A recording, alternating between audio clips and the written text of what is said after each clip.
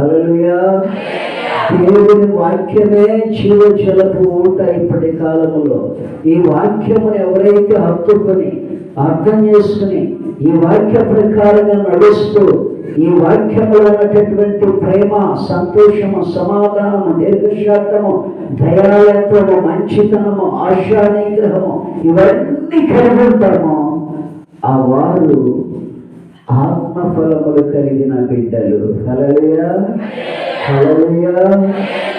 చెడు ఫలాలు ఏంటో తెలుసా? గలతీయులకు రాసిన పత్రిక 5వ అధ్యాయము. ఈనాడు ఆత్మఫలాలు లేవు, కానీ 90% క్రైస్తవ్యములో